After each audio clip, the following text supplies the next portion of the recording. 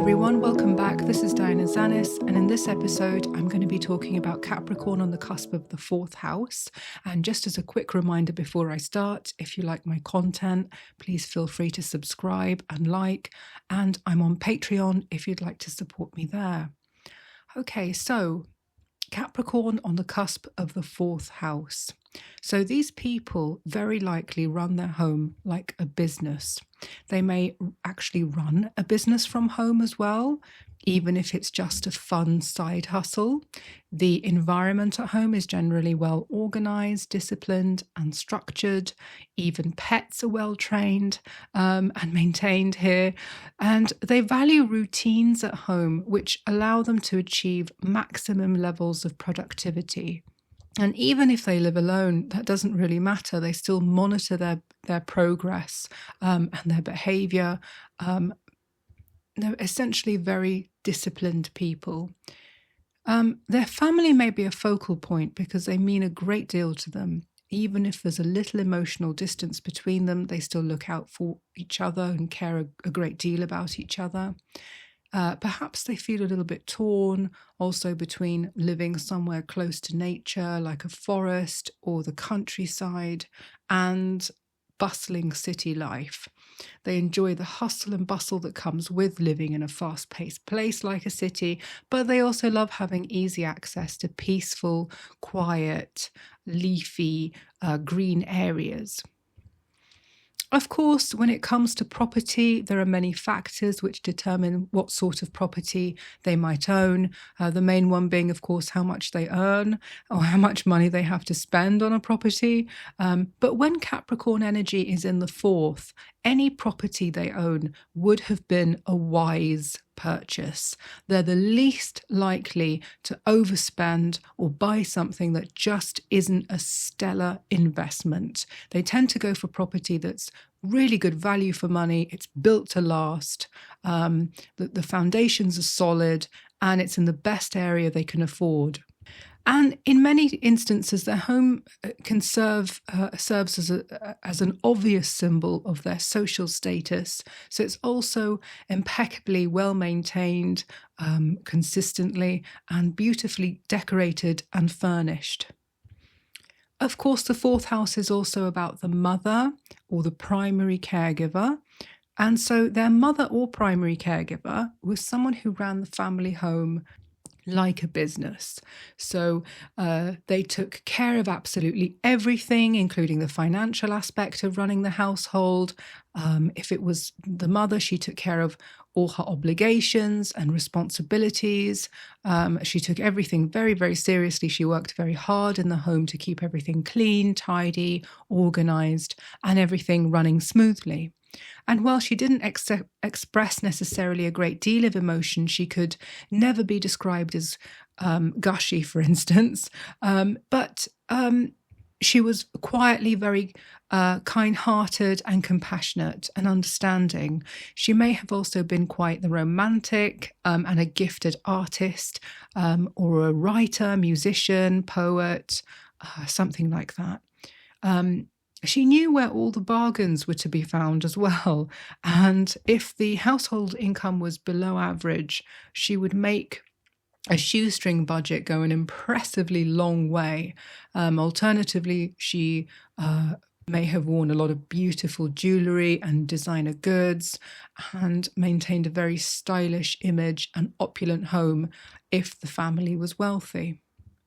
So with regard to family and heritage, which this house presides over as well, Capricorn has a deep respect and love for tradition and places a great deal of importance on family values and customs. So traditions like putting up the Christmas tree on a certain date or frequently hosting family gatherings during the holidays contributes to their sense of security and stability. And in the family, some relatives may be exceptionally career-oriented. So some remarkably successful business people, for example, may be present in the family tree. They could be also exceptionally well-educated and refined. if not perhaps a little bit too serious and principled sometimes. But while they may not have a hugely emotional or expressive family, their thoughts and feelings are sincere when they choose to reveal them. They may encourage each other also to be more structured and disciplined in life and ultimately achieve a lot more. In some instances, their family may be quite close-knit, but members may be a little bit aloof and overly concerned with their reputation and finances. Material wealth could mean a little bit too much to them, but more often than not, these people have Libra rising on the birth chart, so they themselves may also be concerned with how others view them and their family. So in terms of their emotional foundations, well, Capricorn isn't widely regarded as an overly sensitive sign or a particularly sensitive sign, but this is mainly because it's not massively expressive. It doesn't necessarily mean that that people with Capricorn in the fourth aren't emotional. I'm sure many of them are. They can keep their feelings quite bottled up, really.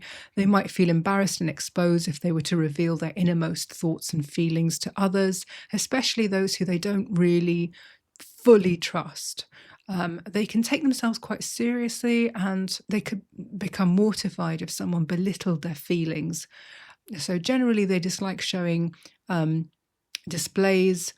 They generally dislike displays of heightened emotion, especially sadness, because they think that others regard emotion as weakness, but of course that just isn't true. But one of their deepest fears may revolve around being, for instance, crying in the presence of someone they hold disdain for, because they fear being criticized. Even more distressing would be to endure an unjustifiable sort of telling off, only then to be subjected also to mockery for revealing their vulnerability through their tears and through the things they say. Many times, in order to protect themselves, they choose to maintain an objective, sort of cool facade at work and around others, who aren't particularly close to, or they don't completely trust. They tend to project an image of complete professionalism. But when they do open up to others, they may still be cautious and reserved, but everything they say is likely to be completely sincere and from the heart, and of course, truthful. So their nurturing and caregiving tendencies are quite interesting. They may regard taking care of those closest to them as their duty, as their personal duty. So armed with the patience and mature outlook necessary, they comprehend the inevitability of caring for others, particularly children and older family members, especially the elderly. If they have to take care of someone in the long run, they'll create a structured care plan, for example, with a timetable of all the activities related to the care of the person, like meal plans and times to take medication and that sort of thing. And that'll help them, that sort of strategic planning helps them to stay on top of things and make the most out of their time. The fourth house also rules the past, and these people tend to view their past in a practical, down-to-earth way. They'd rather not spend too much time dwelling on it and feeling a bit miserable about previous events. I mean, they're impossible to change after all. But nevertheless, they do still find themselves occasionally ruining certain unpleasant events in the past. The fourth house also depicts our beginnings, such as our relationship with our mother and what life at home was like growing up. So for these people, their upbringing could have been quite tough, because Capricorn energy, ruled by Saturn, is not typically associated with perpetual rainbows and sunshine. Instead, this gigantic planet embodies themes of restriction, reflection, structure, and discipline. But despite its challenging nature, navigating these aspects can lead to significant personal growth and increased wisdom.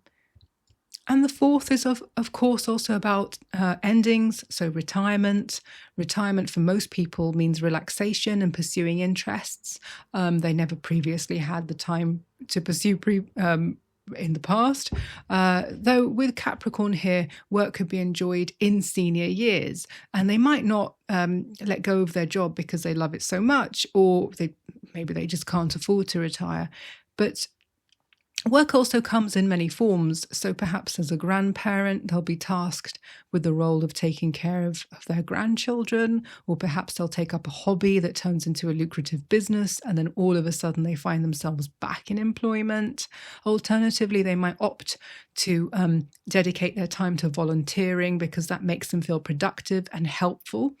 And in terms of hobbies and interests, they gravitate towards pursuits demanding time and patience, whether it's cultivating a lush garden, for instance, or mastering chess or learning a new language, basically whatever floats their boat. So their satisfaction is amplified when their endeavors yield impressive results, offering opportunities for admiration and praise as well.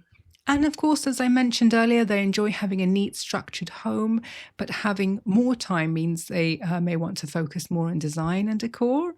So if it's already beautiful as well as structured, they might want to redesign their home or rework the decor. Dopamine decor could be something they get into.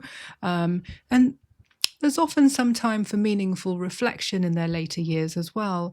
So these years can provide an opportunity for healing as they look back over their lifetime, engaging in a process of full introspection that could include addressing and processing any challenging past events they may have experienced. Endings and closure are also governed by the fourth, so endings are typically well timed with this placement. They aren't too abrupt, or on the other hand, they're not necessarily too fast either. They can be a little bit slow. They can be a little bit drawn out as well. They may be a little bit emotionally distant when something comes to an end for them, but this could just be down to them not really trying to lose their composure as well. Closure for them is often viewed as a transition towards a new goal or phase. So instead of dwelling solely on the end and perhaps what could have been, they focus on what will come next and how they can channel that energy into future accomplishments. And they desire to leave a substantial inheritance to their children, other family or people close to them as well. So much of their life they may have focused on their legacy and strive to, and they wanted to ensure that they would leave something significant behind for their loved ones. Okay, so that concludes this episode. Thank you so much for tuning in. I really appreciate it. And I'll see you soon. Bye for now.